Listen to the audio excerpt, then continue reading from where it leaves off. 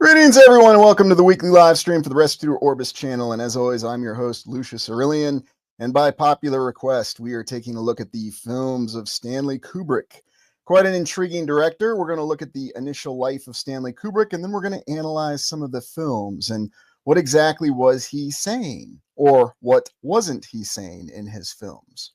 A very intriguing auteur from the 20th century, and someone whose reputation shall endure for all time. But what was his beginning? What was his origin? What were the inspirations for his films? And why do they resonate with us even to this day?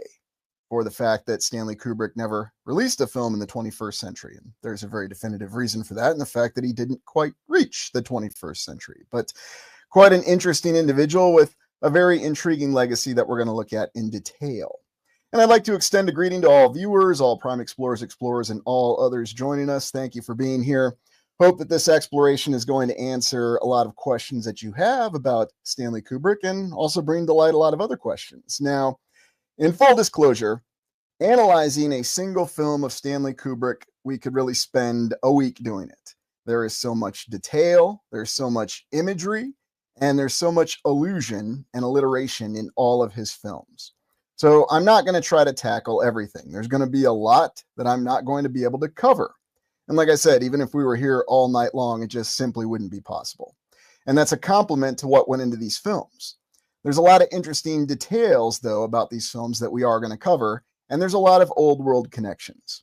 So strap in and let's begin. But before we go into Stanley Kubrick, I just simply wanted to call to mind this individual, Coco Chanel. Who the heck is Coco Chanel, and why are you bringing her up on a Stanley Kubrick live stream exploration?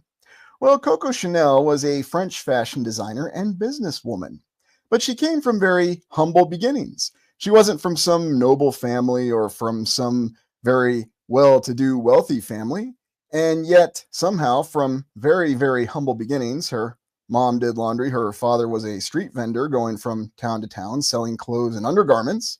She was rubbing elbows with people like Winston Churchill in no time. I'm simply calling her to attention because she's one of those very interesting historical figures. And if you have the time, take a look at her biography. It's quite intriguing. We're not going to dive into it in this exploration, but Coco will be coming up in some future explorations. So if you're so inclined to learn a little bit about her, please do. But if not, quite all right. So without further deliberation, let's jump into the life and times of our main topic, Stanley Kubrick. And who officially was Stanley Kubrick, and what was his beginnings? Well, of course, as always, it starts with a lovely old world building. And Stanley Kubrick, born July 26, 1928, died March 7th, 1999. Born in the great city of New York, Manhattan to be specific. And this location that you're looking at initially, the area of his birth, had quite an intriguing name to it, because of the fact that we have these old structures in New York. Space Fraggle, Lord Krug, I wouldn't miss this for a HAL 9000. Yeah, that's right, if only you had your own, right? I don't know what I would do with my own, but, you never know.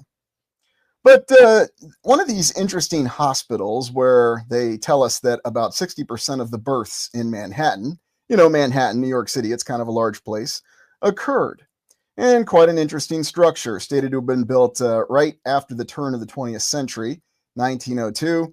And of course, they called it one of these lying-in hospitals because that's what they considered birthing back then. How very interesting. Now, official history tells us that by the 1930s, shortly after Stanley Kubrick was born here, that they had moved it to other facilities. Of course they did. And you can see it's quite a lovely and intricate old world building. I mean, why don't we build hospitals or birthing or prenatal units or whatever we're calling them now in some kind of fashion like this? Well, I suppose we have our reasons. So what's really the background of Stanley Kubrick? And here we have his senior portrait, and he certainly looks a lot cooler and more applied than I did in my senior portrait. I mean, I looked like a total dork when I was a senior. But an individual who came from a varied background, a Jewish Romanian family, and then some other indications of influence, although it should be noted that Stanley was not raised religious. And there's also a very curious lack of any references to any sort of groups or institutions that he officially belonged to. Now, yes, the guy who would rise to become what was considered one of the greatest, if not the greatest directors of the 20th century, was not from the old Hollywood royalty. Very, very intriguing. And in fact, he was considered unapplied in school. He considered school a waste of time. What a bizarre coincidence, quite similar to some of the most intelligent people that I know and have known in my life. And I'll admit that I share some feelings with what Stanley Kubrick stated he thought of school. It stifled creativity. It was simply about repetition and recitation. And yes, that seems to be a lot of what school is. Now, you might say that's a little bit of a dim view of school, and maybe so. But as you're well aware, I had quite extensive experience with the university system, and I was quite struck by how much recitation and repetition there was there. He was just talking about high school and earlier, or secondary school, as you call it in other locations. And so he didn't really apply himself in school. And as a result, he found himself as a photographer for Look, a magazine I'm sure you've never heard of that was quite active in the 1940s. You know, this particular image of him, he's bearing a striking resemblance to Dimitri back when I still watched Cobra Kai, you know, around season 3. Then I stopped watching it. I'm not sure why. I guess I just ran out of time. But here you can see an individual who was really self-taught. And that's the most intriguing detail about Stanley Kubrick's biography, is that he was self-taught. Self-taught as a photographer, self-taught as a person who eventually got into movies. Because in his words, he saw the movies of the time, 1940s, early 1950s, and he believed that he could make better films. And he would set out to do just that. Also, another little note about Stanley as he went on with his life is that he was an avid chess player, a chess grandmaster, in fact. And it was by playing the game of chess, which he was known to play throughout New York City at various locations, that he actually met one of his initial collaborative partners and formed a partnership with him. And that's how he got into more mainstream filming. Here's one of his images of Chicago from the late 1940s. And I'm struck by how much of the old world detail that you can see in Chicago in this image. But that's some of his artwork, and you can see how it would eventually parlay into his films. And here a little image of him doing what he really preferred to do and play chess. And it's also stated that he used the game of chess and the strategies behind it to come up with a lot of strategies in his filmmaking style. Now, really consider this. This is a guy who was not ever officially trained in filmmaking. He never went to a single school for filmmaking. He taught himself. He learned from others, he refined techniques, and then through his own creative inspiration, he came up with his own filmmaking techniques. The other thing about him was that he was known for having total creative control over his projects. Now, whatever your knowledge is on filmmaking, there are a lot of different hands in the pot. There are a lot of different people that are involved within it. You have to have a cinematographer who actually makes your director's vision come true. You have to have a good editor. You have to have a good producer and a good writer. Those are some of the essential roles, but not all of them. But you see that many films where you have the director, the writer, and the producer that are the same person, those are films that sometimes tend to be beset by, how shall we say, struggles. And yet most of Stanley Kubrick's projects, he was all three. And he had total creative control over his filmmaking. Now, it's also an item of controversy with him because some actors, such as Tom Cruise, when he was filming Eyes Wide Shut, had to do over 90 takes with just him going through a door because Stanley Kubrick was particular in terms of actually getting the real performance. And this guy really paid attention to detail within his films, as we're about to find out. And so because of this and because of his early partnerships, he suddenly became that person who was widely known to make wonderful films. And suddenly some independent films, he was picked to film his first major project that had Hollywood backing, and that was in 1957, the World War I film Paths of Glory. Now, Paths of Glory is based on a 1935 novel by Humphrey Cobb. And let me make sure I get this up here. And what's interesting about this particular period that we're going to be talking about with Stanley Kubrick's initial filmmaking career, I'm not going to cover all his films. I decided just to cover the first part of his filmmaking career. And you're probably going to say, oh, I'm disappointed. Well, why are you doing this? Because like I said, just covering a single film of Stanley Kubrick, there's so much detail and there's so much intricacy in it. I wouldn't be doing it justice if I tried to cover all of his films. So I picked some of the key films that we're really going to focus on. And these are also the films that really plug back into some of the things that he may have been saying about the old world and the connection of the old world. Now, like I said, we don't have any official accounts that state what his quote unquote group affiliations were. And they're probably really not that important. His biography says that he made his own relationships, and he seemed to be someone who would make and break relationships, as we'll find out. Because Paths of Glory, he would forge a working relationship with Kirk Douglas. And oddly enough, if you look at who really produced and provided a lot of the details for Paths of Glory, you'll find that it was considered a Kirk Douglas vehicle, as was a subsequent film that Stanley Kubrick would direct called Spartacus.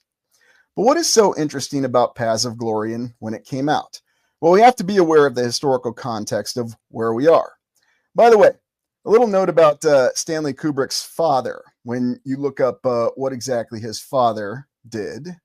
And it's very interesting because his father was stated to be a homeopathic doctor who graduated from the New York Homeopathic Medical College in 1927. His father of Polish Jewish and Romanian Jewish origin. So Polish, Romanian, Jewish. Now, funny thing is, if you look up what a homeopathic doctor is, you'll see that terrifying word, pseudoscience. Yes, homeopathic doctors are labeled as pseudoscience now. So that's a very interesting beginning for him, given who his father was, being a doctor, but a homeopathic doctor. Good luck finding a homeopathic doctor today. You can, but remember, they'll be labeled pseudoscience. And by the way, that brings up our word for the day, pseudo-debunking. Because can anybody who's not an official historian or a scientist actually debunk anything? No, then they are doing pseudo-debunking. Just my little joke for the day. Now, the film period that we're looking at with Stanley Kubrick in these initial films, starting with Paths of Glory in 1957, it's an era of transition, the 1950s to the early 1970s. And we go through that wonderful period of urban renewal, and we also go through Great Society, the post-war period. There was also this little conflict going on called Vietnam, and there were a series of other conflicts going on all over the place. There was the great Sino-Soviet split in the late 1960s that history overlooks. And when we start here in the 1950s, this was when that Soviet juggernaut was really threatening Europe, at least according to mainstream history. So this is the context that we're in. This is where Paths of Glory, a film about World War I released in 1957, would really bring everything into mind.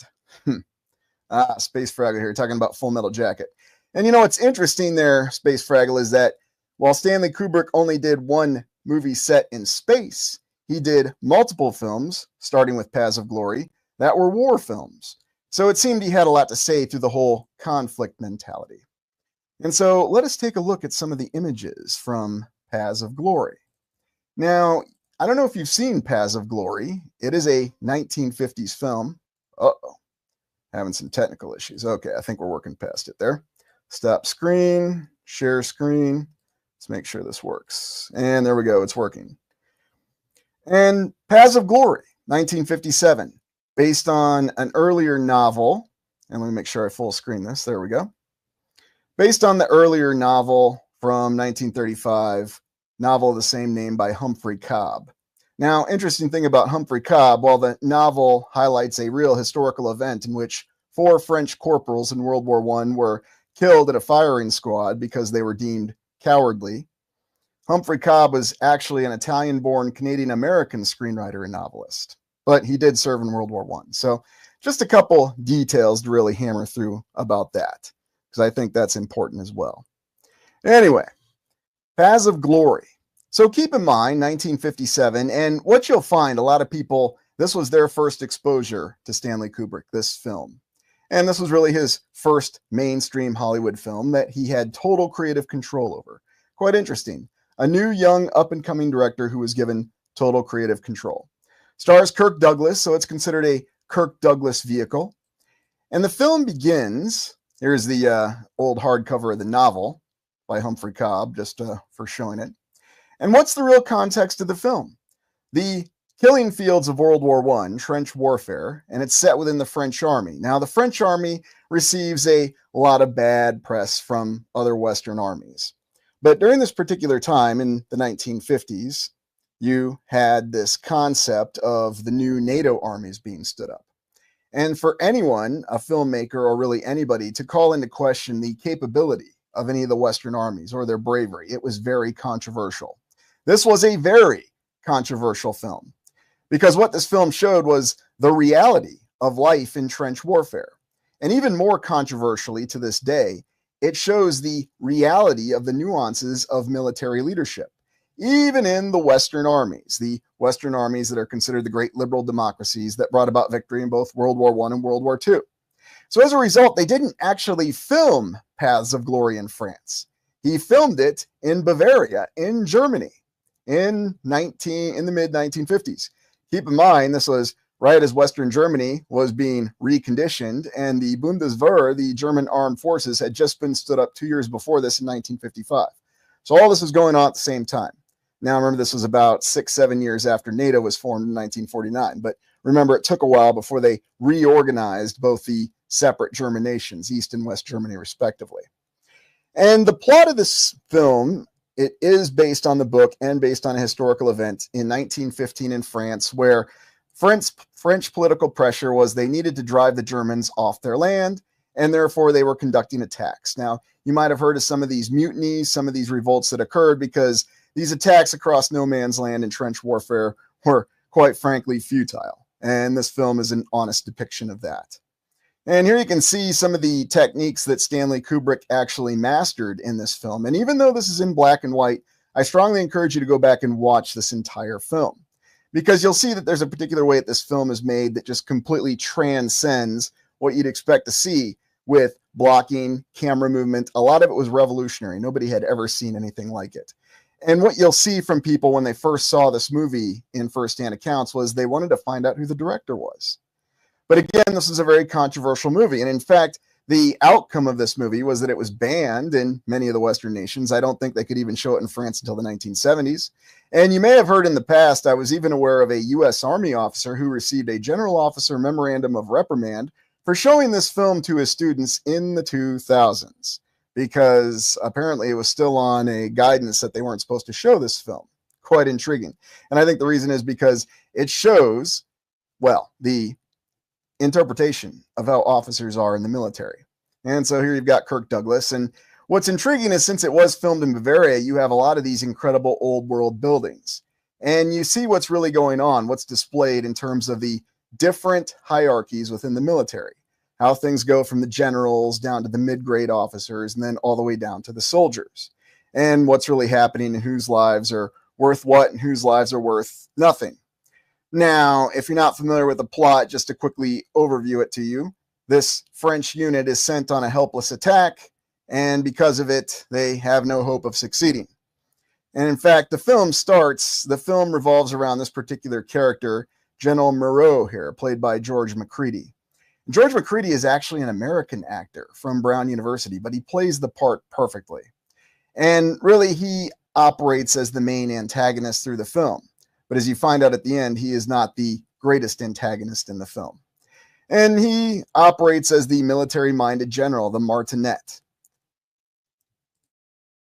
And the other intriguing thing about the film is that as you go through it, the soldiers that are court-martialed for cowardice, well, one of them didn't even show cowardice. In fact, he had been commended for bravery numerous times. But because this attack didn't succeed, they decided that they were going to shoot 3 of the soldiers for cowardice, whether they actually had anything to do with it or not. And Kirk Douglas, who's the regimental commander of this unit that is assigned to carry out this hopeless attack, he tries to defend them. But the trial's a farce, and ultimately they're condemned to death, and the film ends with them being executed. No, nobody saves them. This is a very realistic film. And so now you can see why this was such a controversial film at the time. But looking at any still from the film, you can see the attention to detail that Stanley Kubrick would put into directing his films. And, of course, I'd be remiss if I didn't mention the incredible old world building that this trial occurred in. Now, you can look up the specific filming locations, and keep in mind this trial was really more of a drumhead, the military trial, to where they could rapidly mete out punishment. And historically, that's exactly what happened with these 4 French corporals that were promptly executed because of a failed attack. And of course, you can study all you want to about trench warfare, and you only had 2 forms of maneuver, frontal attack and infiltration. And Kirk Douglas, his character, Colonel Dax, and you really don't have his first name mentioned at all in the film, which is quite intriguing. And He operates as the protagonist. He's the idealistic military officer who genuinely cares about his soldiers' lives. And he's really the only leader in this entire film who cares about his soldiers' lives. He tries to defend the 3 soldiers selected to be executed, but it's all for naught because the trial already has a predetermined conclusion. Sound kind of familiar? And of course, General Moreau, played by George McReady, his immediate superior, the division commander. And I'll talk about how this whole situation came to be, but you see that this particular character appears to be a military professional in his first scene. But as the film progresses, you just see all of the deprivations that he commits. He doesn't really care about his soldiers. He doesn't really care about anybody aside from his own career, although he gives the facade of actually caring about his unit. But like I said, he is not the true antagonist in the film. He is the secondary antagonist. But there is a primary antagonist in the film that really drives it. And that's this particular character, General Brulard, the Corps commander. It's at his orders that the entire plot of the film is kicked off, where he says that the French government needs to make some advances against the German advance in France and seize back some territory. Now, if you're not familiar with the conduct of World War I, this being based on the historical events in 1915, the Imperial German Army had seized quite a bit of French territory, and they were threatening Paris. And so there was a lot of pressure coming down from the French government to their military commanders to take back that territory. But remember the nuances of trench warfare. And the plot begins when General Brulard here, the Corps commander, tasks General Muru, the division commander, to carry out an attack to seize this key German position called the Ant Hill. Now, there's another interesting detail about this film. You do not see a single German soldier in this film. You only see the French soldiers. And yet, this is one of the most devastating and terrifying depictions of World War I. Now, you've probably seen 1917, the more recent World War I film, and it is a very good film. But it doesn't exactly match the hopelessness, the nihilism, and the terror that's really conveyed within this particular film. And that was the other reason this film was very, very controversial, because of the fact that it showed true military leadership at that time. Oh yeah, mustard gas and all the other nuances of the war. And I mean, this is the early war. This is even before they were using chemical weapons, at least from what we understand it. So, anyway. Oh yeah, Lolita. If only I could talk about that film in more detail. It's another one of his interesting films. But getting back on topic.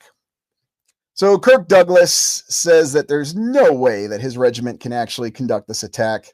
And even General Muru, when he's tasked by General Brulard to conduct the attack, he tells him, my division's been cut to pieces. We're at about half strength. He says he's got 8,000 lives. And at that time, the table of organization for a French division was 16,000. So they're at 50% strength. And he says to General Brulard, there's no way we can do this. I mean, I can't even defend the anthill, let alone seize it. And then, of course, he tasks Kirk Douglas, Colonel Dax, and his regiment, the 701st, to carry out the attack, openly telling him that, yes, you're probably going to take 60, 70% casualties, but it'll be a grand success. And by the way, when you see the scene that occurs where General Brulard tasks General Muru with seizing the position, and General Muru says, I can't do it, General Brulard wonderfully manipulates him by telling him, well, we'll give you a promotion. You'll get that star. Here you can see the execution scene. And this was probably the most terrifying scene in the film, because you can see that one of the individuals selected for execution, and by the way, they were selected for execution at random and had nothing to do with their performance in the battle. One of the individuals wasn't even conscious, and the general said, well, just simply pinch him awake.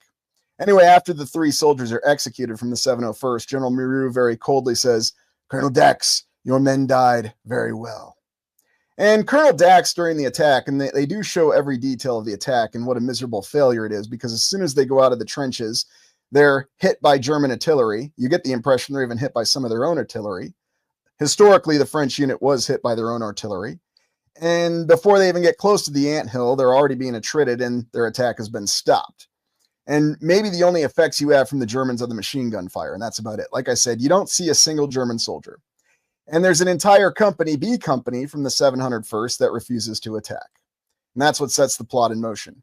And here you've got a still of Stanley Kubrick and the filming that he did in Germany, and lovely old world building back there, and how they set up for a lot of these shots. Now here's George McReady as General Muru, often seen by everybody as the main antagonist of the film, but actually he's the secondary antagonist, because he represents the martinet. the military man that's committed to the code, and all the dialogue and the lines that he says is that he's committed to that.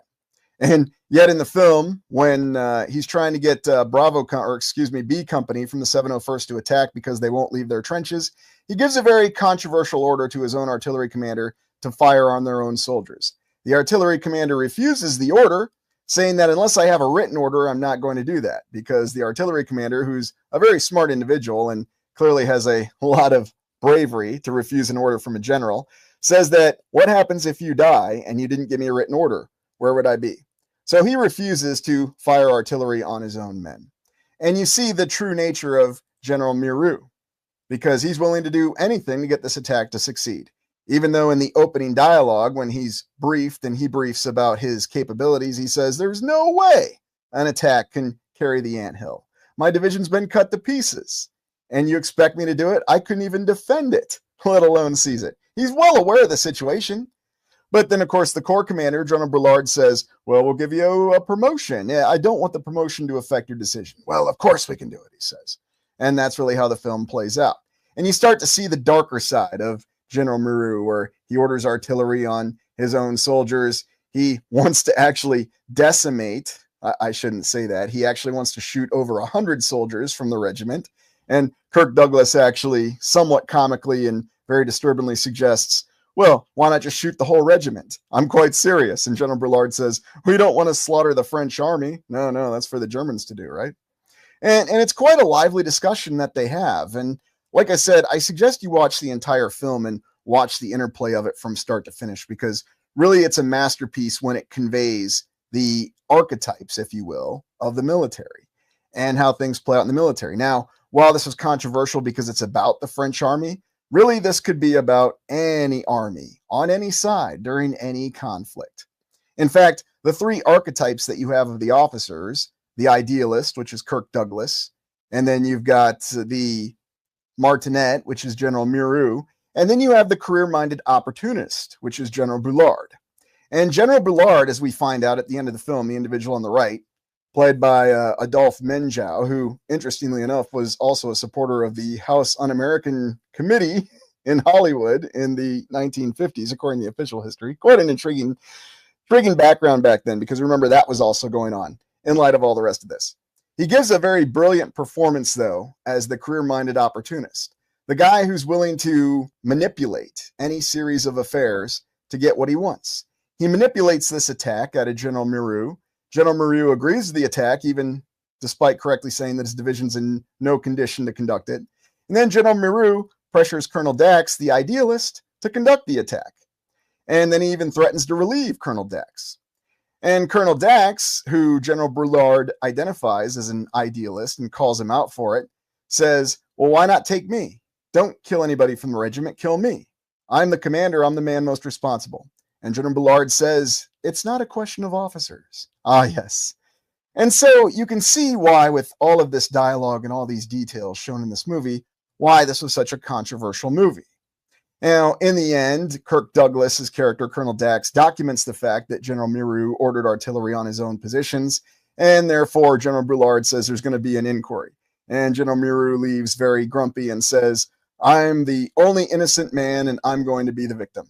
Ah, yes, the guy who wanted to shoot 100 of his own soldiers earlier, even though at the very beginning of the movie, he says that he values the life of every soldier. Yeah, I guess he values the life of every soldier so long as his career is safeguarded, right?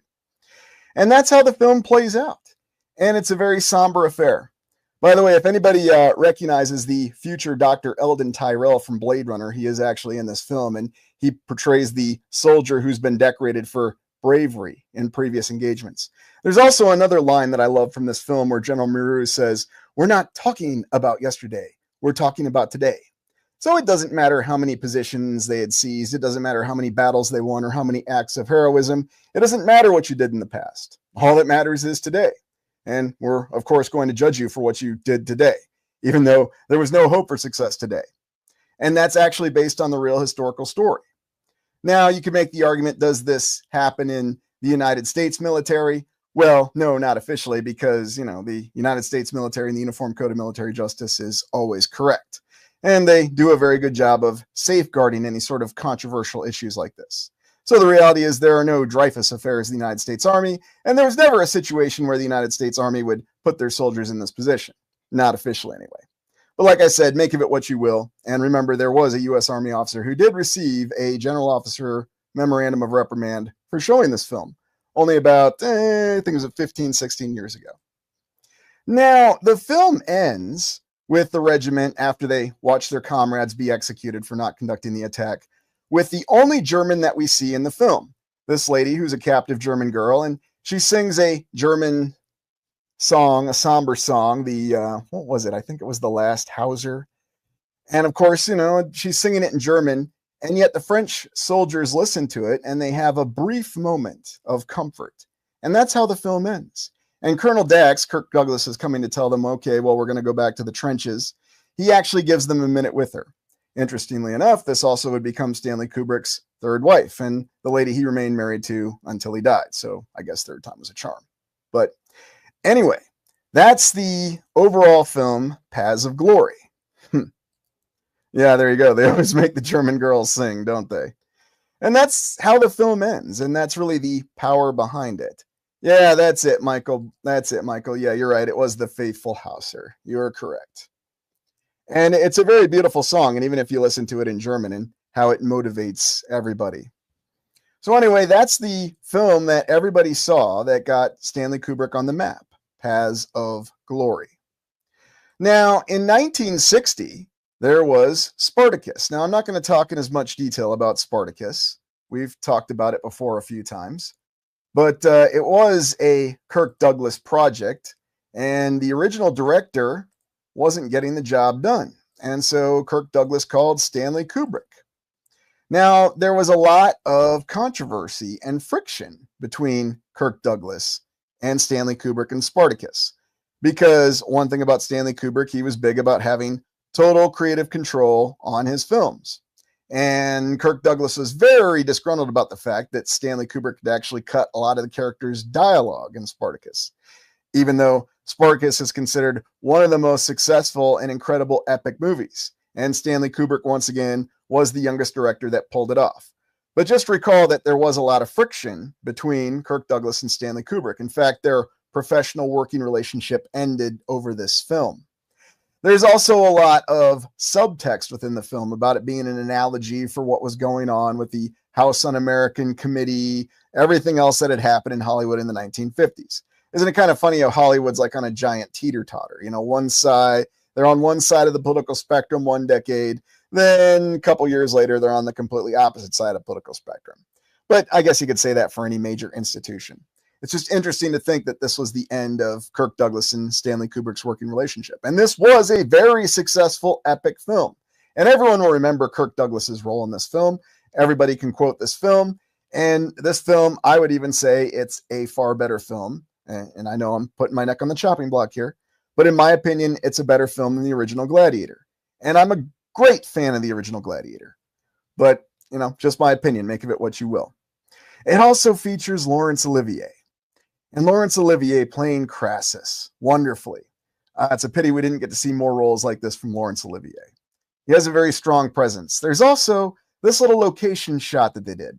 Does anybody know, this is Crassus's villa in the film, where this was shot? Let's see if anybody knows, because we have featured this before.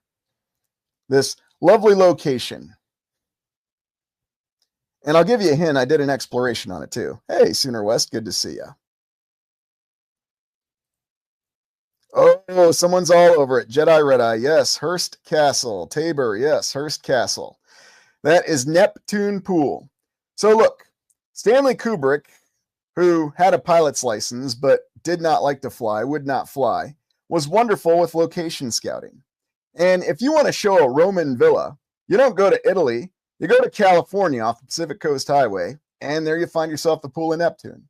And you got yourself the perfect location for Spartacus. I just always found that rather comical. Another one of those little inconsistencies that we have. Or maybe it's a consistency, make of it what you will. So now we start to go to things getting very interesting because Stanley Kubrick is getting a lot of momentum here. He's had Spartacus under his belt. He had Paths of Glory. And now we get Dr. Strangelove. And Dr. Strangelove, one of those films that just resonates through time. Officially, this film is a satire. It's also considered, as they called it at the time, a black comedy. Now, interesting point though, and the full title is Dr. Strangelove, or How I Learned to Stop Worrying and Love the Bomb. Little detail about Stanley Kubrick. He did a lot of studying in preparing for this film. And what's really interesting about it was that officially, he said that he was concerned about a nuclear attack. And something to know about Stanley Kubrick, he relocated from the United States in the early 1960s to the United Kingdom, Great Britain. And yet he still had the full support of all the studios. So what you have here is a filmmaker who has total creative control over his projects, and he has virtually unlimited funding. It's quite an amazing combination. And there's something else that what Stanley Kubrick would do before he would make a film is he would do intense study. Because we went over his biographical background. Stanley Kubrick was never a soldier. He was never a politician. I mean, he was a photojournalist to an extent. But yet he was always able to convey these films as though he had intricate technical detail. And how was he able to do that? Because he took the time to study and consult with the experts. Now you can find a later example of this when he made Full Metal Jacket, bringing in R. Lee Ermey, the drill sergeant, or Gunnery Sergeant Hartman, as he's more popularly or commonly known as. And here's the thing. R. Lee Ermey was just supposed to be a technical advisor in the film, but he decided to actually give him the role of the drill sergeant, Gunnery Sergeant Hartman, in the film. Now, yes, that was unfortunate for the actor Tim Colsuri, I'm trying to remember how you pronounce his name, but he was given the role of the door gunner. Anyway, back to Dr. Strangelove. So after doing all this technical study, here's the war room. What a set. I mean, can you imagine seeing a set like this in film? And remember, there was no computer-generated effects at this time. Everything was done practically. The incredible war room. But remember, this film was a satire. Now, why was it a satire? You might have heard of the earlier film, Failsafe, which conveyed the terror and the threat of nuclear war. And as everybody understood it in the 1960s, this was the great threat facing everyone. Nuclear annihilation. But here was the result of Stanley Kubrick's studies on nuclear annihilation. It was all absurd. That's what he said. The whole concept of nuclear annihilation is absurd. Yes. Colonel Guamo, the airborne commander who comes in and seizes the airbase at the end of the film. And that's really what this film really is. It's absurdity in nuclear war. Mutually assured destruction. The whole thing is absurd. And so he makes it into a comedy film. And here's Stanley Kubrick playing chess with George C. Scott. And you might recall George C. Scott is very famous for portraying General George S. Patton. In fact, you could say in a way that George C. Scott became General Patton. Or maybe you could say that General Patton is remembered as George C. Scott. And if you want to trick your mind out, here's something to do. Listen to the speech that George C. Scott gives as General Patton in the film Patton, and then actually listen to Patton's real speech that's given by Patton. Compare and contrast the voices and mannerisms, and just tell me what you think. It's quite intriguing.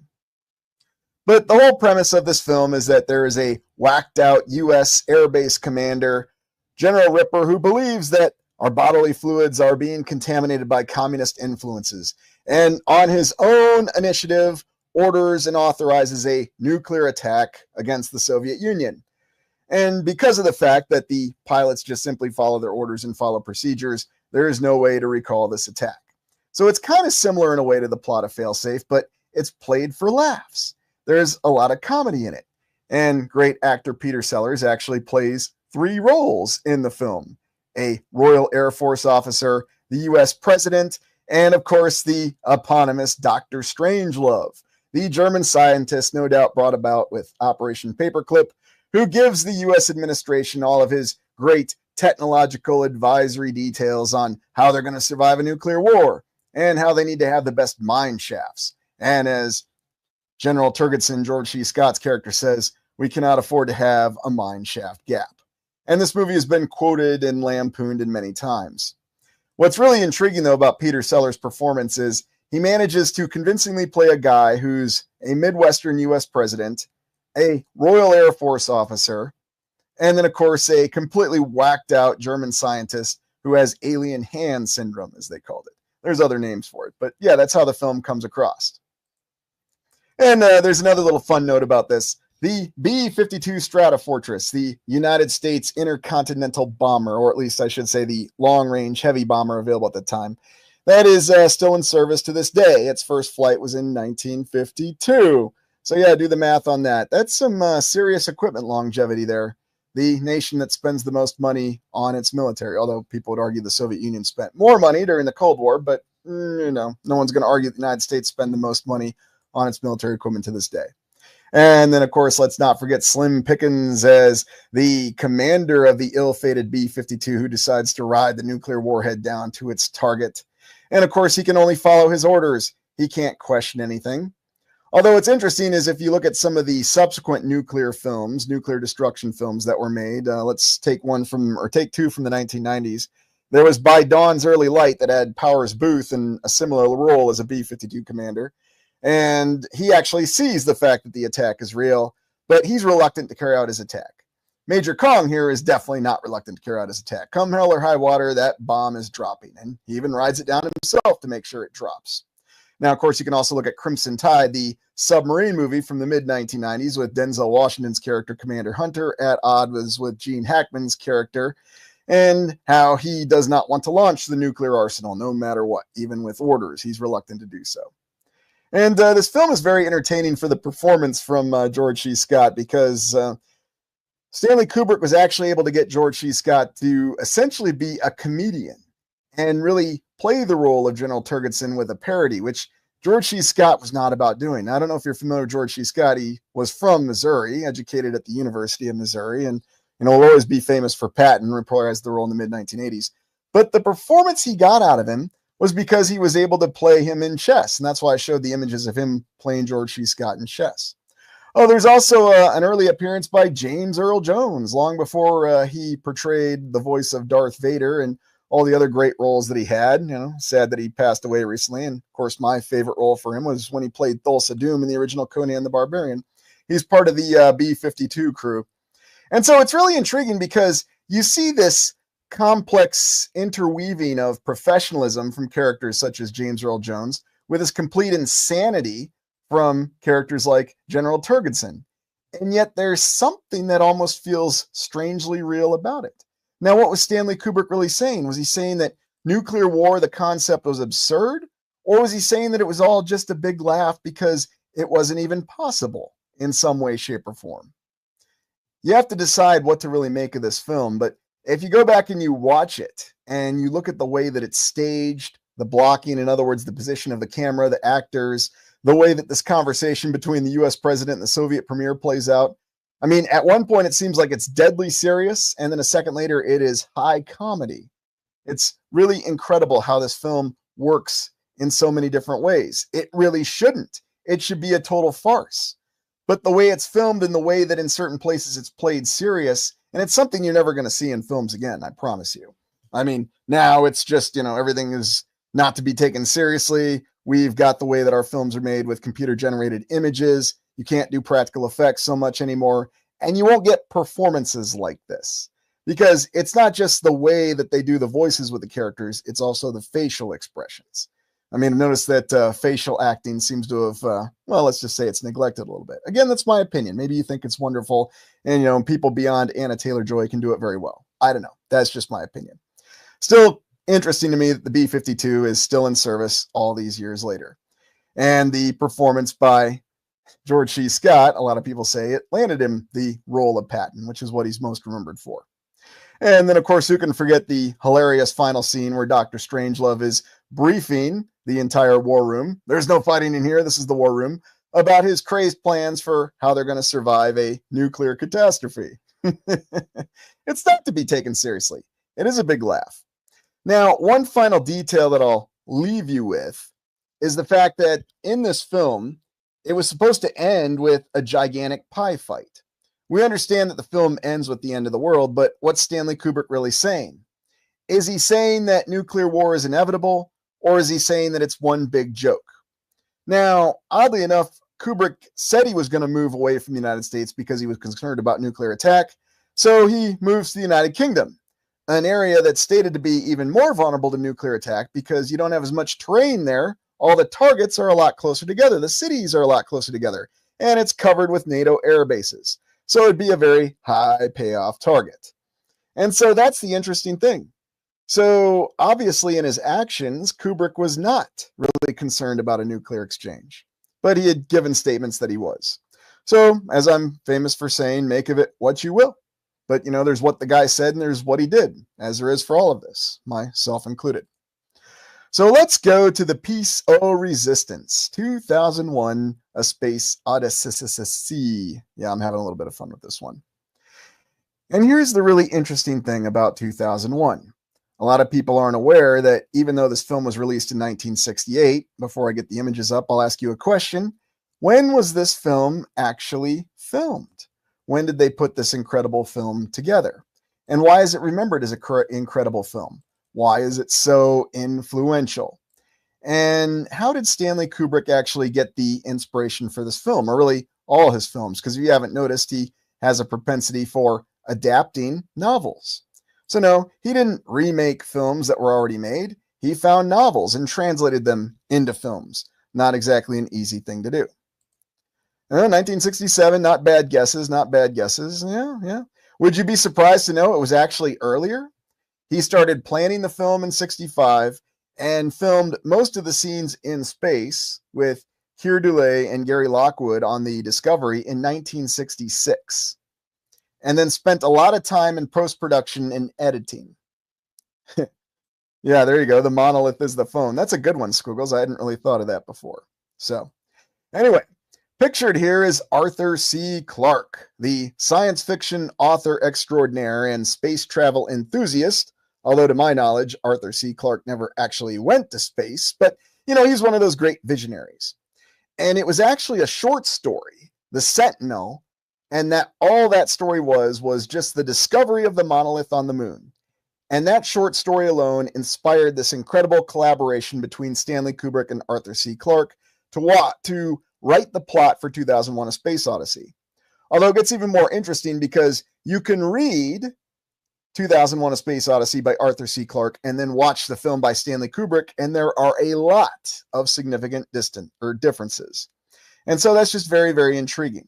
One of the big differences that a lot of people realize is that in Arthur C. Clarke's novel, the big monolith, TMA-2 as they call it, the 2-kilometer-long one or whatever it was, is located at Saturn. And in Stanley Kubrick's film, 2001, it's by Jupiter. And the whole reason for that was because the special effects limitations, they could only show Jupiter. Now, let's go through this film and unpack it in a little bit of detail. It begins with the dawn of man, as they say. But the most interesting detail about 2001 is that it is a very open film. There is no dialogue in the entire opening scene, and there is no dialogue in the closing scene. Well, of course, there's no dialogue in the opening scene. They're apes, right? Now, originally, they intended these to be Neanderthals, but they went to apes for, the censor reasons and, not trying to kick up any more controversy, apparently. But it's intriguing because what you see is the opening landscapes. And a lot of people are derogatory towards 2001 because, well, it's a very slow film. It's a very artistic film. But all the people who watched it in the 1960s, because of the fact that it was such an open film, a lot was left to interpretation. It does not insult the audience. You'd have responses from people ranging from the most religious people you can imagine to atheists. And they all appreciated the film. They all saw a different message in the film. And let's start with one of these initial messages. You would think that this film is actually being a proponent of the evolution theory, fact, as Carl Sagan calls it. Carl Sagan very clearly says it's a fact that really happened in Cosmos, but, that's just what he said. I'm not saying that. But there's also the detail that this doesn't support evolution. And I'll get to it in a moment. So the film starts with this very unfortunate tribe of hominids, and they're living in a very desolate land, and they're starving. They can barely sustain themselves. They're on the verge of being destroyed. They're chased off from a water hole by a rival tribe, and it looks like they're going to die. But then they're also being pursued by this terrifying leopard that just feeds on them very easily. So things are looking really, really bad. But suddenly you see them encounter this very strange and obvious artificial object. Unless, of course, I found it in some random location, and someone might try to tell you that's a natural formation made by erosion. Okay, sarcasm level maxed out. I know. But in the film, it's very clearly an artificial object. And these hominids, these apes, these early men, whatever you want to think of them as, they interface with it. And somehow it gives them the inspiration, the idea. It develops their minds to where these hominids, and you also have this very incredible shot. And you may recall you see this alignment. Alignments are key in this film because this is an artistic film of the monolith, the sun, and the moon. And you may recall there's a similar alignment that's also shown in John Carpenter's film, Prince of Darkness. No coincidence. No coincidence. And if you recall some of the explorations that we did of Dubuque and Dyersville in Iowa, you'll know what that coincidence is. But moving on, suddenly these hominids have the idea to use tools, to use bones as clubs, and therefore they're able to hunt the nearby animals using the bones as clubs, killing them and ending their starvation. They're also able to use the bones to kill the leopard that's hunting them. Granted, the film doesn't show it, it implies it, but then they're able to drive off the rival tribe at the watering hole. And then, of course, the hominid, monkey, early man, whatever, throws the bone up in the air and it becomes a spaceship. Now, how does this run against the evolution theory? I'll explain. There was no evolution here. There was an influence that came from some kind of higher power. Now, atheists would say that higher power, the monolith, was an alien intelligence. Religious people would say that monolith was the divine force of God, or Allah, or whatever name that we have for him, depending what our belief system is. So you can suddenly see how the brilliance of this film, and it's open to interpretation. It really doesn't support the evolution theory. There was no evolution. These monkeys, these hominids were going to die out. They didn't evolve. They were given the ability to succeed. And yet that is a question that we have. Now, again, remember, I'm just interpreting the film here. I'm not giving you my opinion.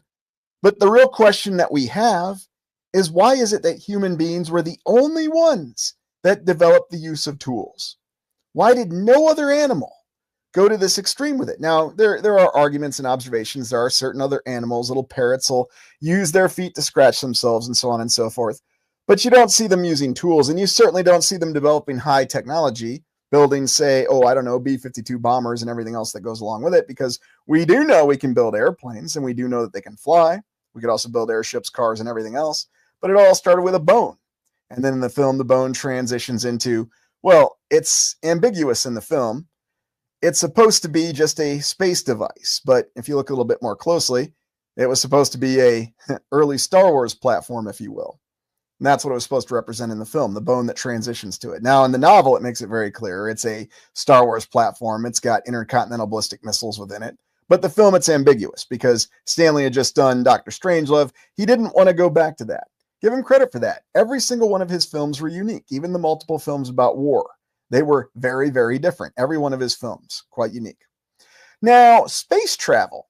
You might be thinking, well, 2001 was a proponent of space travel. Okay, I can understand your argument about it not supporting evolution. But what about space travel? He was definitely being a proponent of space travel, was he not? Well, let's unpack this. How is space travel shown within this film? In the film, is space travel exciting or is it monotonous? Is space travel something that you would want to do or something that you wouldn't want to do? And really, really think about that, because there's multiple interpretations about that. And so that's something that's really shown within the film. Now, the transition to the second act of the film, we have Dr. Haywood Floyd, the director of the National Aeronautics Council, or whatever they called it in the film. And what do we see him? He's in space and he's sleeping in his seat because space travel is boring.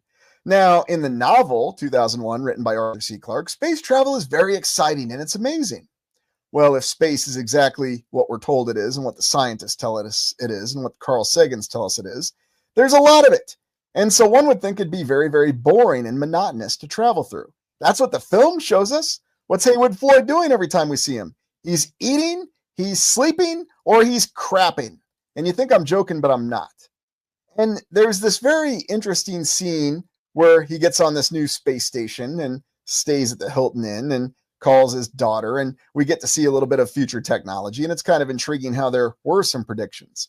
Now, people say that 2001 is kind of absurd because you see some old 1960s technology in the film, but they're traveling to space and they're going to the moon and they're even sending a mission out to Jupiter. Although, on the other hand, I could say, yes, and here in the real year of 2025, we have artificial intelligence at our fingertips. We have smartphones and laptops and computers and smart TVs and everything else. And we only send dummies to the moon now. I mean, make of it what you will, but yeah, that's just me being a little flippant. But the Dr. Haywood Floyd that's shown in 2001, played by actor William Sylvester, you might recognize him. He shows up in You Only Live Twice, the James Bond film. He's the American bureaucrat at the Pentagon who's very slowly giving pronunciations. He plays the role of the bureaucrat, Dr. Haywood Floyd, perfectly. You know, he comes across some Russian scientists. What's going on with Clavius Base on the moon, Dr. Floyd? They ask him. We hear there's an epidemic. And Dr. Floyd tells them nothing. He says he's not at liberty to discuss it. Of course, he goes through the pleasantries, plays it perfectly. And you see how the human society has, quote unquote, evolved, or de-evolved, if it were. Because one thing that Kubrick paid attention to is human interaction. Remember in Paths of Glory, we have how the generals manipulate the other generals to do what they want them to do. Well, here you've got Haywood Floyd. And here he is going off with a foreign interaction with some friends and some acquaintances and playing it quite perfectly. There's even the scene where he gets to the moon and, yes, here he is eating, and his subordinates at Clavius Base. And he gives a very rousing speech when he gets there about how they have to maintain secrecy about what they found there on Clavius Base. And yes, spoiler, they found a monolith there on the moon from the American base. And of course, they also show some of the other details of space travel, such as the grip shoes that they had because there's no gravity unless you induce the gravity by doing rotation, such as in the space station and the centrifuge that we'll see in the USS Discovery. Anyway, a little detail I want to highlight about what's shown here in 2001 is the dialogue, because what dialogue there is in the film, it makes it very clear that they, of course, call Dr. Haywood Floyd and say, thank you for the speech. It's really going to beef up morale. And then Dr. Floyd says, you guys have done a wonderful job handling things, keeping it secret. And then, of course, they tell him, well, yes, we're going to do things your way. You're the boss. They don't quite say those exact words, but that's exactly what they say. And oddly enough, you have another understanding of the hierarchical relationships. And of course, Dr. Floyd is briefed on this monolith, or the Tycho-magnetic anomaly, TMA1 as they call it, that they found on the moon. They haven't located the one that existed on Earth. That gave the monkeys, hominids, apes, early men their idea to use tools.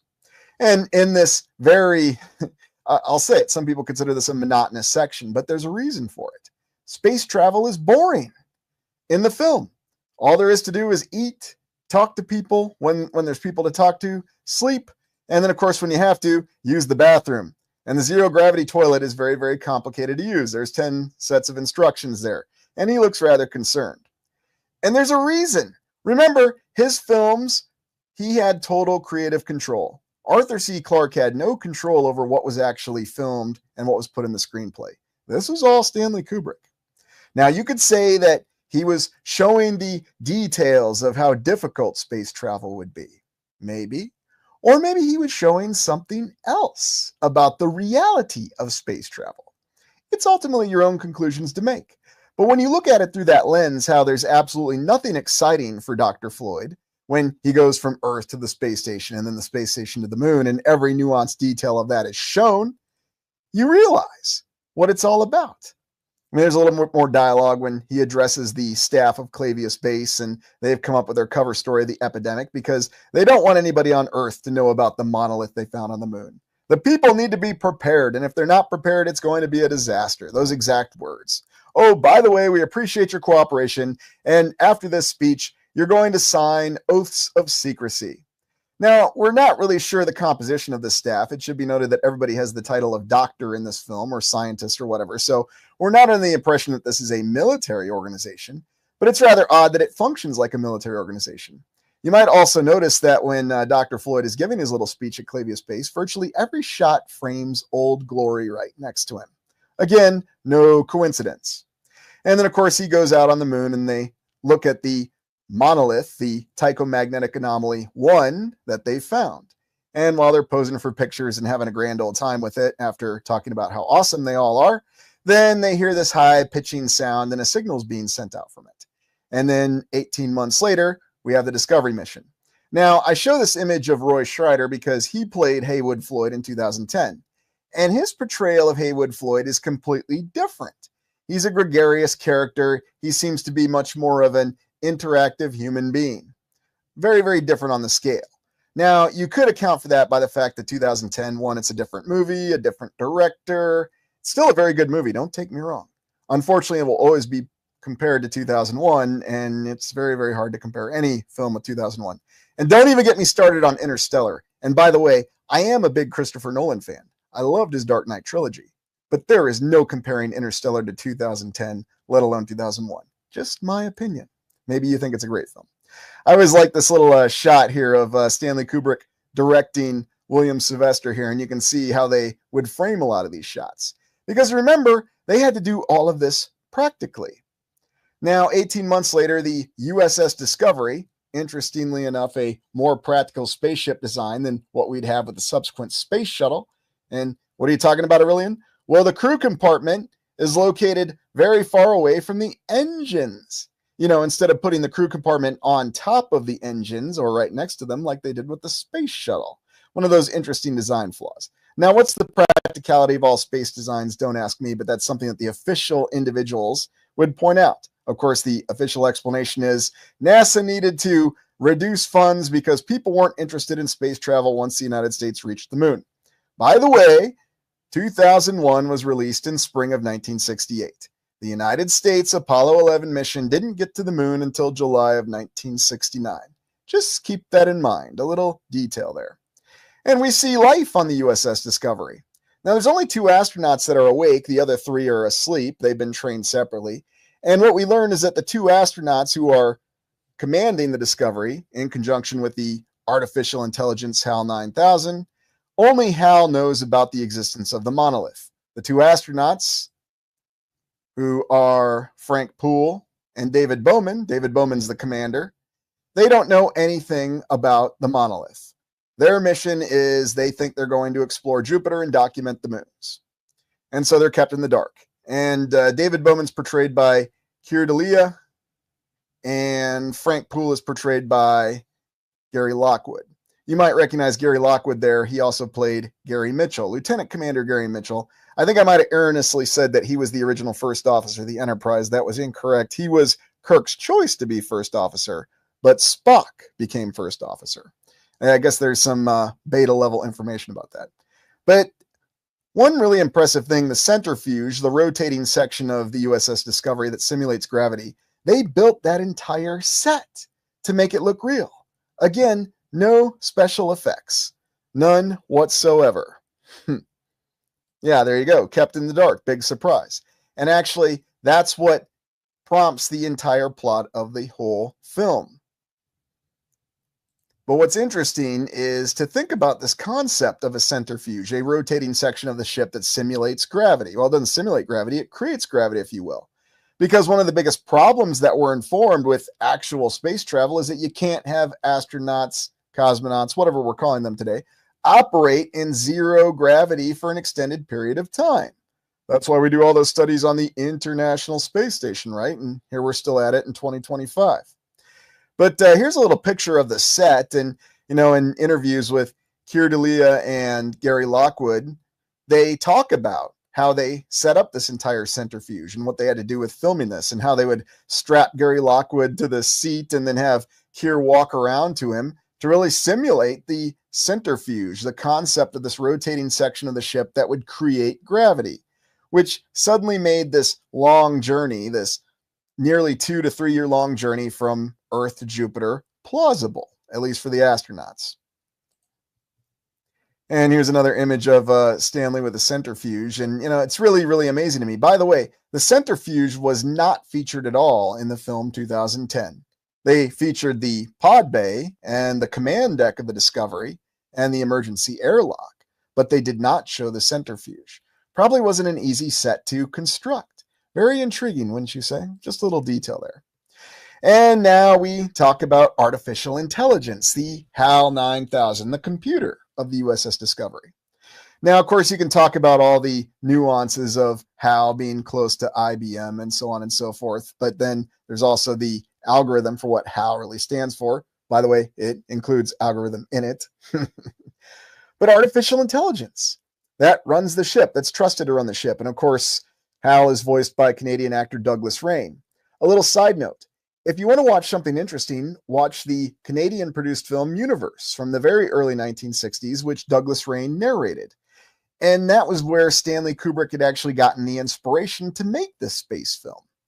And when they were filming it, he didn't have the voice of HAL figured out. He actually had one of his assistant directors doing the voice. So in interviews with Keir Dullea and Gary Lockwood, they talk about how the voice of HAL 9000 sounded like Michael Caine. It was very British because his assistant director was British, because Stanley Kubrick's crew was British. He had American funding, but he was working with the British filmmaking industry.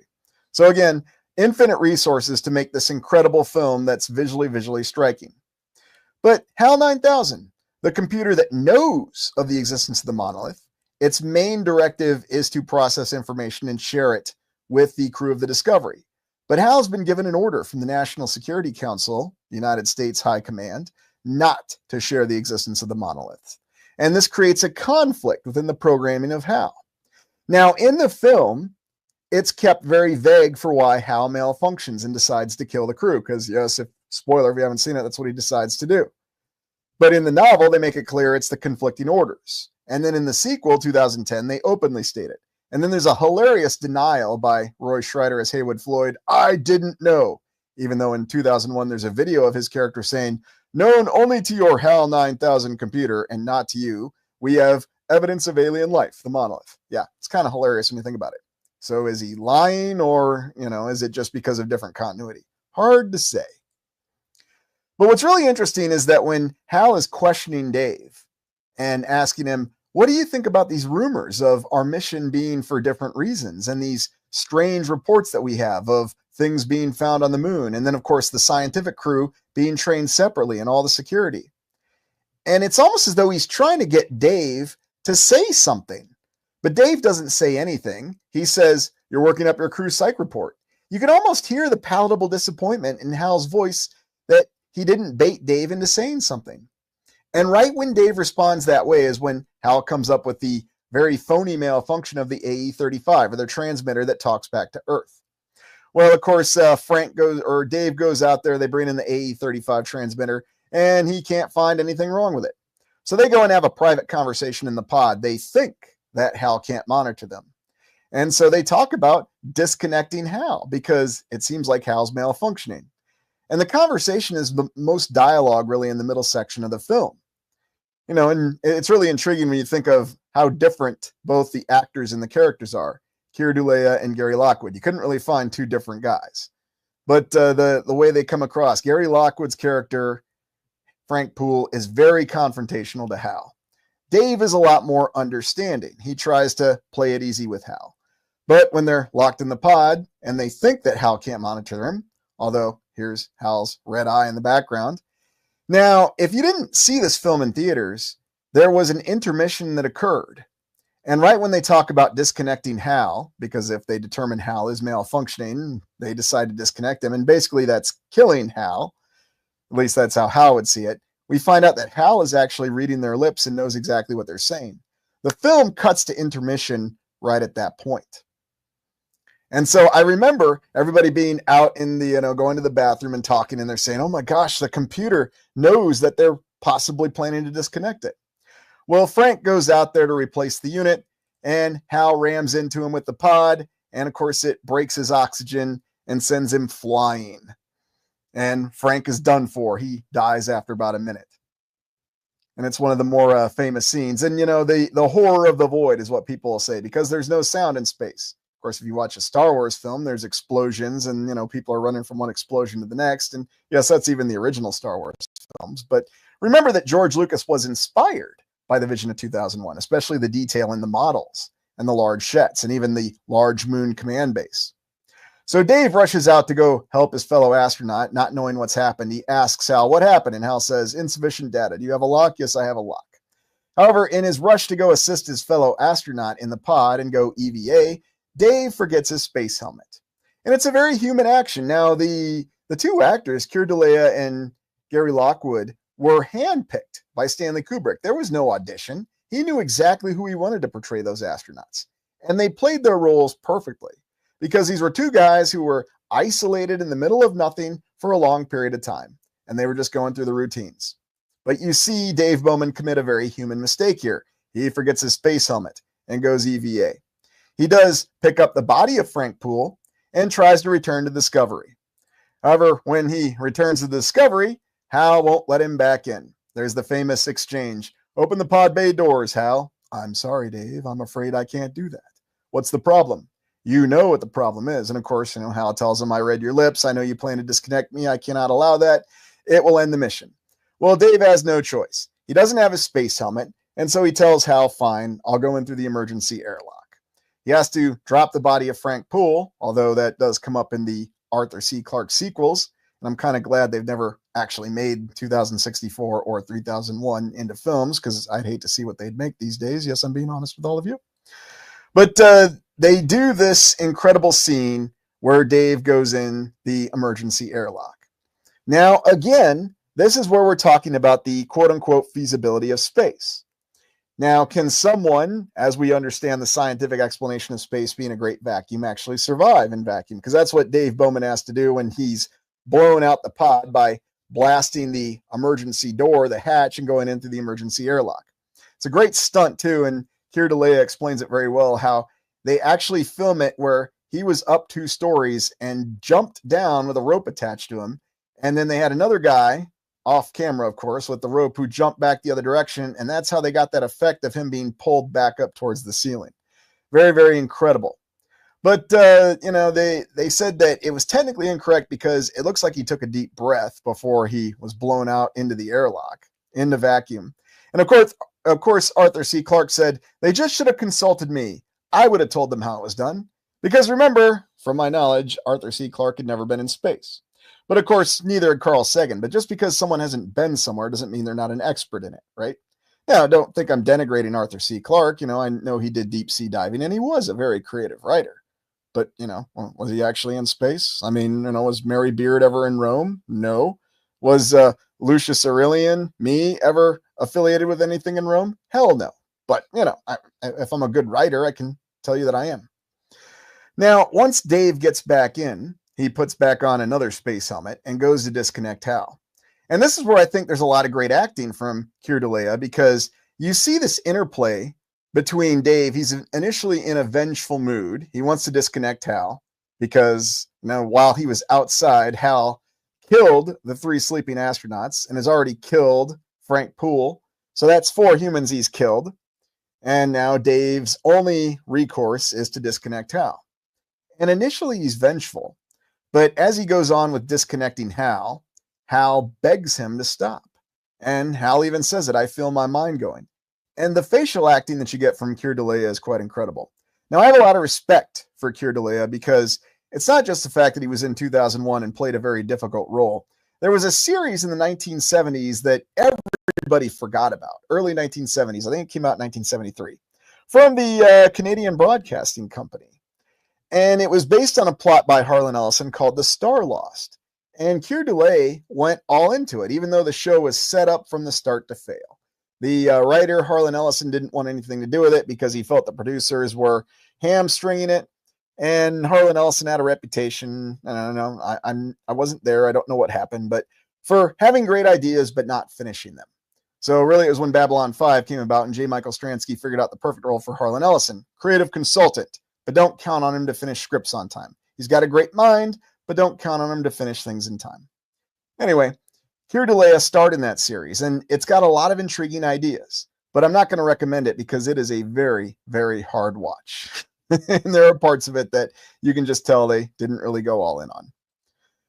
But then after he disconnects HAL 9000, a very difficult scene, he gets the taped message from Dr. Floyd, where Dr. Floyd says, only known to your HAL 9000, alien life was found on the moon. And there's a larger monolith near Jupiter, 2 kilometers long. And this is the reaction shot. So Dave spends another couple months on the Discovery all by himself, HAL 9000 is disconnected, the other crew are dead, and he ejects the bodies into space. And he comes across the 2-kilometer long massive monolith. And yeah, I use this image because some of the film shots are difficult to see. And he actually goes through the monolith. Is it a Stargate? Is it a portal? Hard to say. And this is where the film goes through its psychedelic effect and some of the most unique psychedelic effects, again, that you're never going to see in a film. What's it really representing? Oh, it looks like I missed something. Oh, thank you. Thank you. I appreciate that, as you wish. And thank you, Nana. I appreciate that very much. Yeah, I'll admit this is a little bit more of an exploration that I'm doing because I find this topic quite interesting. So now he really has no one to talk to. Yeah, exactly, Kathy. Yeah, Leo says the singularity. That's a good point. I mean, what is it? And that's another question in terms of people saying that maybe Kubrick was hinting at something, going through a portal. What really is what we think of as space travel? Is there a reality to it? Or is it all just something that we see in our minds? How practical is it? And you see so many incredible images. And of course, this is one of my favorites. You have these very, very strange diamond devices. Are these some kind of life form? Are these disembodied ethereal life forms? Are they some kind of AI? What exactly are they? That's the beauty of this film. There's so many ways to interpret this. There's a reason, though, that I'm highlighting this scene. There's something very, very critical that's communicated in this. Now, if you get the chance, go ahead and watch the Stargate scene, if you will, where Dave Bowman traverses the monolith. Now, there's a line that's not in the film where he goes in the monolith and he says, "My God, it's full of stars." That's only in the book. It's not in 2001. There's no dialogue in the entire final section of the film. It's all imagery. But immediately following this scene, you see the camera go over some desert scenery, and they filmed it in Arizona, and they do some interesting color effects. But knowing what we know about deserts and knowing what we know about some of the interesting structures there, watch it. Watch this particular scene and pay very close attention to every little detail and nuance. And you might be surprised with some of the things that stand out to you. Now, I'm not going to tell you exactly what to look for. I'm just going to tell you to look at it with the glasses that we look through when we do our explorations. What's really going on? What's it really about? Is that what's really being communicated in this film? Now, when Dave reaches the end of his journey, he's suddenly transported to what seems to be this incredible, comfortable Victorian-era hotel. But it's not perfect. A glowing floor, an odd mishmash of conflicting styles. And how many times do we see this with architecture? And by the way, Stanley Kubrick does highlight architecture in his films. And they do tell a very important part of the story. Now, is it even these advanced life forms? Are they aliens? Are they some kind of advanced AI? You know, the monoliths are stated to be AI, but who knows? You can read the Arthur C. Clarke books and he spells it out very clearly. But you can just watch the film and Stanley Kubrick says, you interpret the ending. I'm not going to tell you what to think. And Keir Dullea said the same thing. You interpret the ending. It can have multiple different interpretations. What I find interesting, you see the same thing that we see with the attempt to replicate old world buildings. A very honest attempt, but also a very vain attempt. And what happens here in this part of the film is we see Dave rapidly age, or he goes through some kind of strange time vortex where suddenly he's in his late 20s, and now all of a sudden he's a very, very old man, and then he sees the monolith. Now, a little note, Keir Dullea is still with us. He's almost 90 years old, and he's as sharp as a tack, kind of like William Shatner. So I guess the secret to longevity in the 1960s was to star in a science fiction franchise. Oh, by the way, Gary Lockwood's still with us, too. I think he's 88 now. You might remember when he portrayed Gary Mitchell in Star Trek Where No Man Has Gone Before. Great character. But anyway, he encounters another monolith, and suddenly he's transformed into the Star Child. What the hell is the Star Child, you might ask? Is it Dave being transformed into a different life form? Is he ascending? Some people would say, well, it's evolution, get it? People went from monkeys, they evolved into humans, and humans evolved into Star Child. But there is no damned evolution in this film, because it's the other agency, whether you want to think of it as an alien intelligence, a deity, that transforms the creatures from one form to the other. That's not flippant evolution. So what to make of it? That's the real brilliance of the film, though, is that it's open to interpretation. Sure, you can take it at face value and say, yeah, it's kind of a trippy film. It's got the big psychedelic scene in it, and I expect to see things blow up every 5 seconds, so I can't really pay attention to it, And I'll be honest with y'all, I've been conditioned to be that way. We all have. Of course, there's a reason why Star Wars was blasted in our eyes, and I'm not saying Star Wars are bad films or anything like that, even the more recent ones. I don't have to say that. But you think about how attention spans and how the way we have been formatted as human beings has changed from when this film was released in the 1960s. Yeah, attention spans were longer, but even back then, people had difficulty following the film, but they enjoyed it. There's a reason why this is remembered as such an incredible film, and why no one's ever going to remake 2001. No one's ever going to remake or reimagine a Kubrick film. Interstellar was a love letter to it. I guess you could say that, in the same way that Superman Returns was a love letter to the Richard Donner film. But, make of it what you will. The detail that Kubrick went in building out these scenes and really staging this is what's remembered most about this film. And also all the detail that he did in all these sets. Now, remember, this film took a long time to make. Keir Dullea and Gary Lockwood had finished filming their scenes by 1966. The film wasn't released until 1968. Still had to do the ape monkey scene, which was done with mimes, by the way. Still had to do all the location shooting. Remember that Stanley Kubrick did not fly. He had a pilot's license, but he did not fly. I remember Keir Dullea saying many times he would send out location scouts, and then they would interface. And remember, this was before the internet. This was before email was available to everybody. Somehow he would interface and get the exact shots that he wanted to. Yet the guy wasn't known to fly. He would take a boat. Another little interesting detail. All right, let's go to our final film here that we're going to look at with Stanley Kubrick. Now, I know there are plenty of other films with Stanley Kubrick, A Clockwork Orange, but we're just covering the first phase. And if there's a demand, we'll look at the second phase. Why am I ending with A Clockwork Orange? Well, A Clockwork Orange, 1971, was the film that Stanley Kubrick kind of made in response to 2001. And here was the thing. I guess he had gotten some, how shall we say, criticism about the fact that, look, if you can make a film with infinite resources, all the budget, all the special effects, and over a 5-year period, can you make a film with a very limited budget? And then the answer is yes. And I'm going to do A Clockwork Orange. And A Clockwork Orange is really the start of Malcolm McDowell's career. And that guy's been in so many movies now, Of course, he was famous as the guy who killed Captain Kirk in a very ill-fated scene that was not very well written, in my humble opinion. Thank you, Ronald D. Moore. But, at least we've never had to endure the assassination of the Captain Kirk character. And no, none of the characters of Captain Kirk that I've seen since 2000 do I accept as Captain Kirk. There's only one Captain Kirk, and that is William Shatner. That's just my opinion. Make of it what you will. And yes, I'm well aware of all of William Shatner's character flaws. I'm not someone who thinks that he's a god. I think he's someone who's had a successful career, and he's rather quite comical, and he's managed to parlay that in many ways. He also has many character flaws, as do we all. So anyway, Clockwork Orange. Stanley Kubrick adopted another book showing how society can create terrifying things. Now, the reason I show this little still here from 1984, and this is actually from the film 1984, from the same year, 1984, the one with John Hurt, I'm showcasing the brutalist architecture that was in the film. Recall that Stanley Kubrick was big on showing architecture. And in A Clockwork Orange, you can't help but notice all the brutalist architecture. Now, if you're not familiar with the plot of the film, a wild time in society is broken down.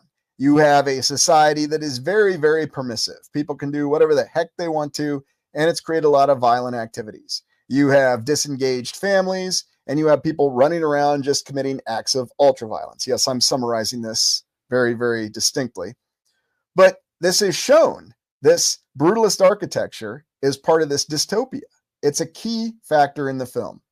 And these groups of young men that operate, in what we might think of, today we'd call them gangs, but, his droogs, the different names that we have for them, engaging in ultraviolence. And they all have their special outfits they wear, their little signs, and their power struggles. And that's really what the film is about. These out-of-control violent maniacs that were created by the society.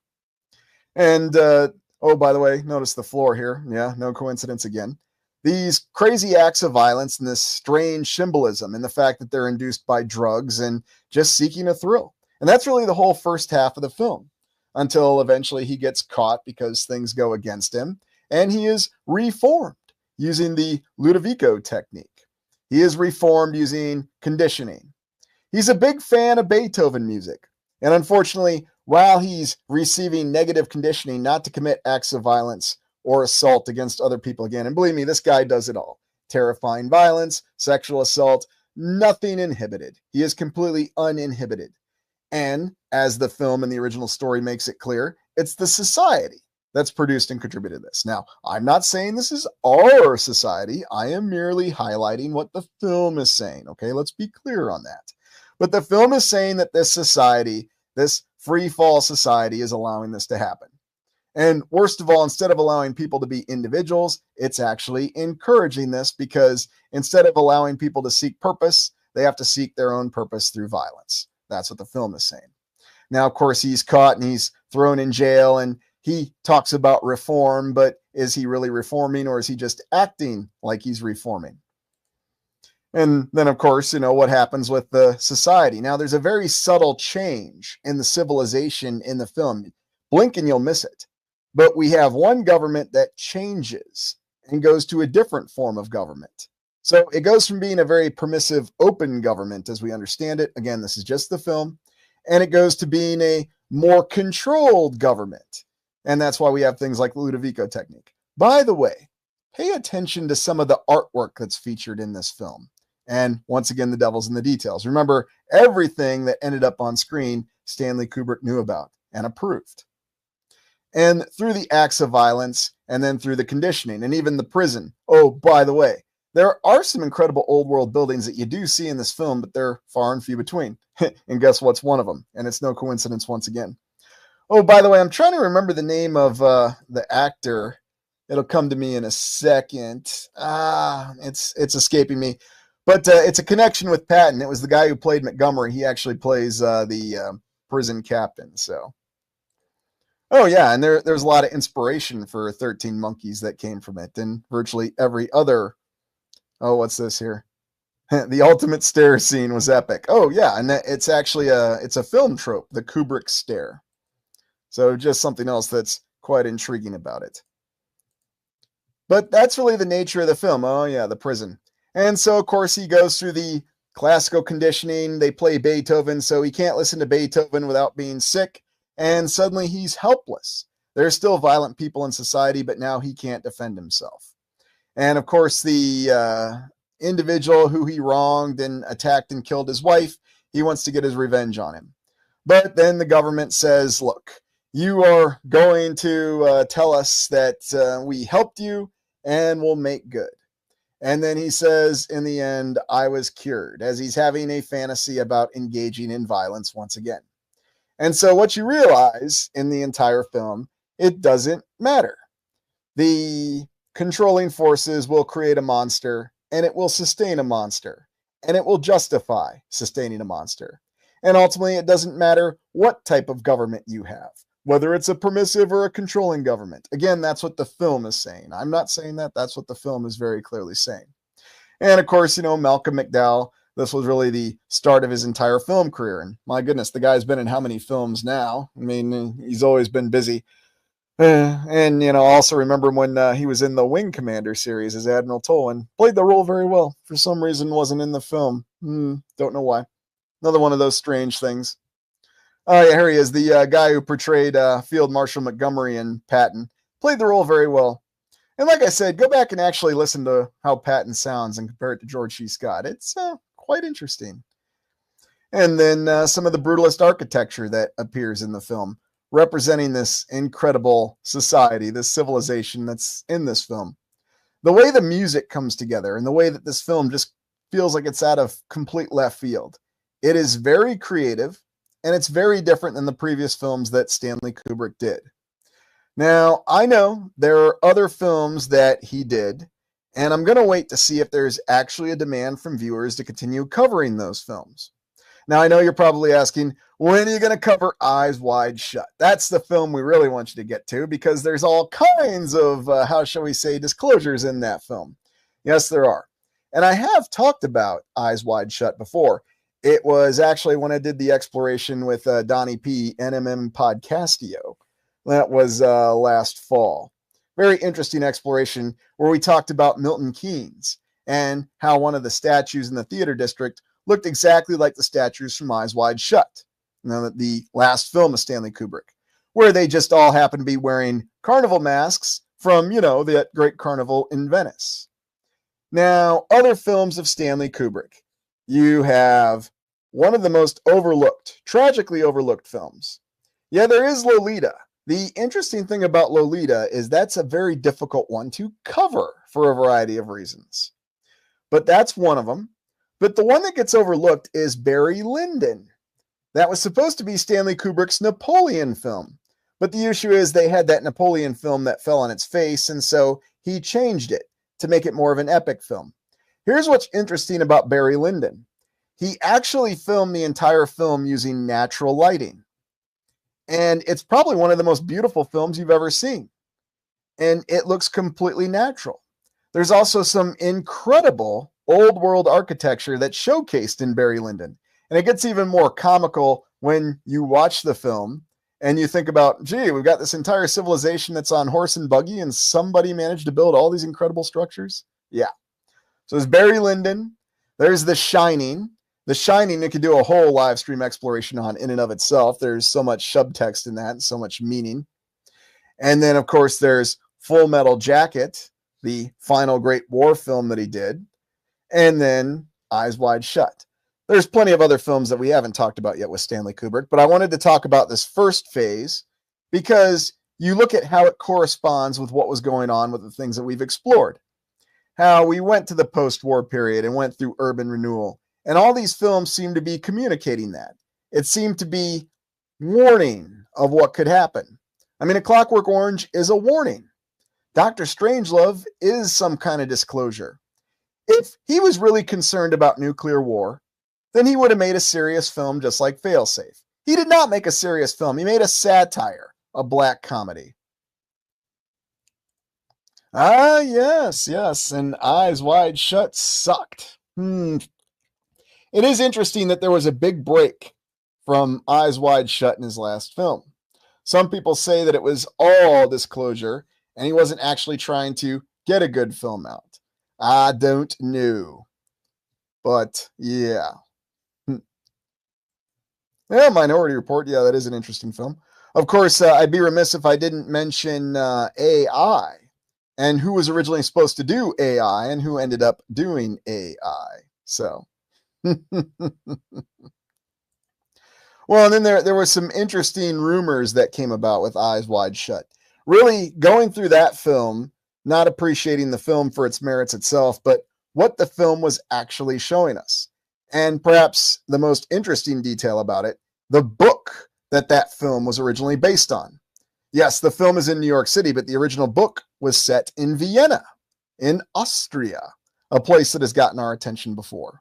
So, who would approve brutalist designs?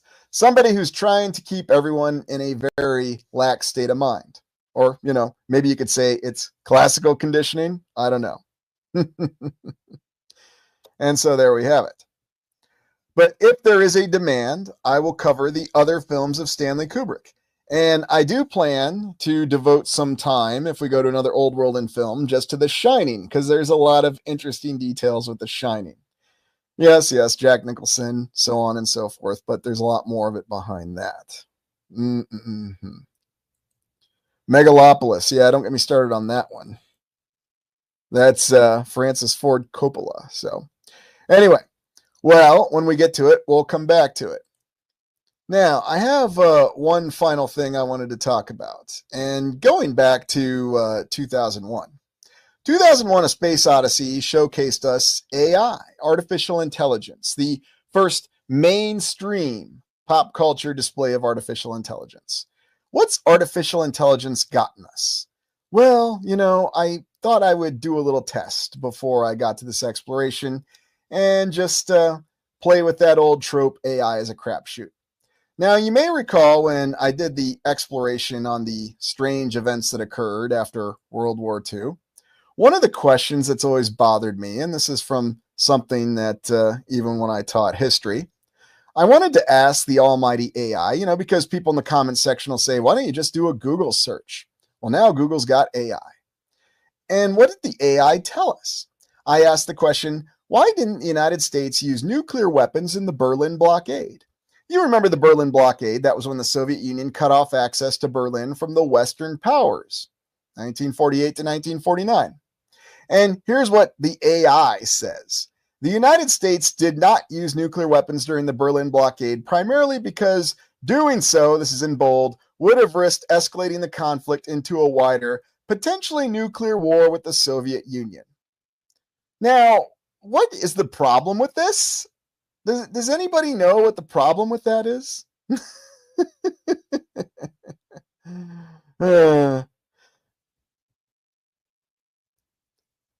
I'm sorry, Aurelian, I can't do that.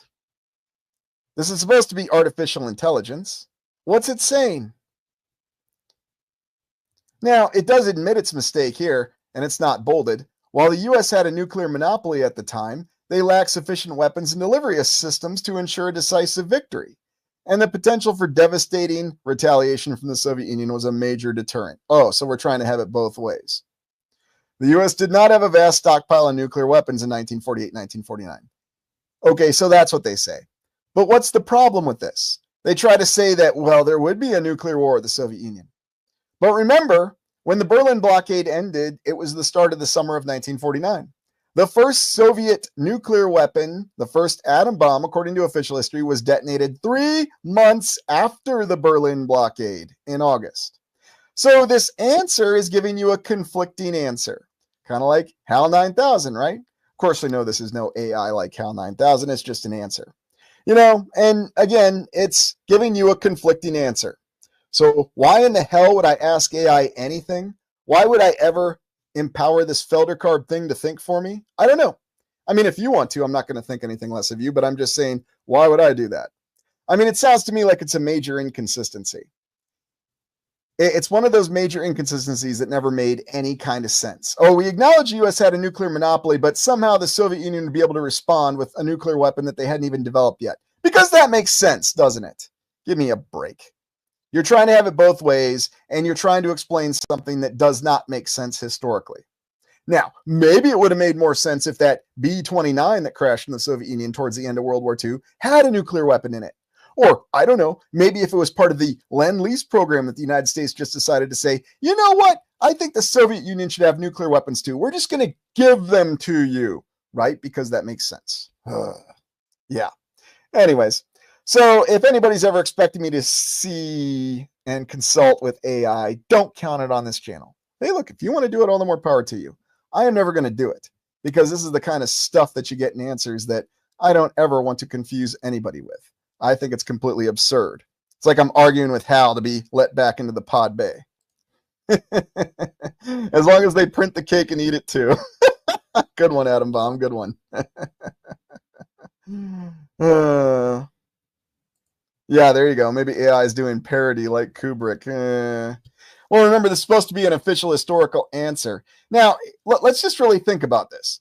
The vast majority of the population, well, they would just read it and say, oh, yeah, that makes sense. They wouldn't want to escalate it into a nuclear conflict. Yeah, well, that's what they say. The spies eventually did, but, well, they exist in the minds of people, Kathy, and that's where it's most important that they exist, right? I mean, something happened to Hiroshima and Nagasaki. That's what people are going to say. And I'm not denying that people died there. There was firebombing there. There was also firebombing in Germany. Nobody denies that.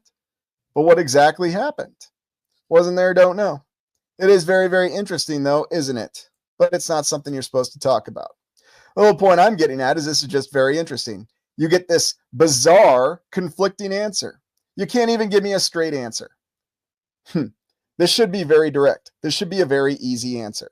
There's a better answer to this. I'll tell you what it is. As a human being, I can figure it out. Because the United States did not want to be seen as an aggressor, even though the Soviet Union had been the aggressor in cutting off access to Berlin. By the way, why didn't they cut off the air avenues of approach to Berlin? Well, because I guess that would have been too aggressive. We're only going to cut off the ground routes, because that makes sense too, right? And don't bother asking that question either. Yeah, there you go. It's a jelly donut. Absolutely right.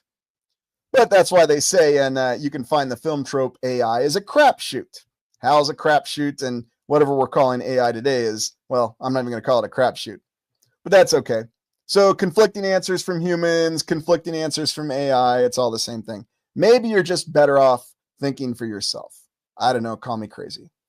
Anyway, a little bit of an off-key exploration. I hope you enjoyed it. Please hit the like button, and appreciate you supporting the channel. Oh, what's Adam got here? Always possible the same AI wrote history that we read about the old world. Yeah, well, you know what? If the same one wrote it, Brother Adam, you'd think we'd get some more consistency in the answers. This would be a little bit better thought out, don't you? But, you know, you got that inconvenient thing with certain people asking questions that, you know, they're not supposed to ask, but people are still asking those questions. So I don't know what to make of it. Maybe it does all make sense. If you turn your brain off, it makes perfect sense. If you let someone or something else think for you, it does make sense. So anyway, well, I hope you enjoyed this exploration. Hit the like button before you go. And this is Lucius Aurelian signing off. We'll see you on the next exploration.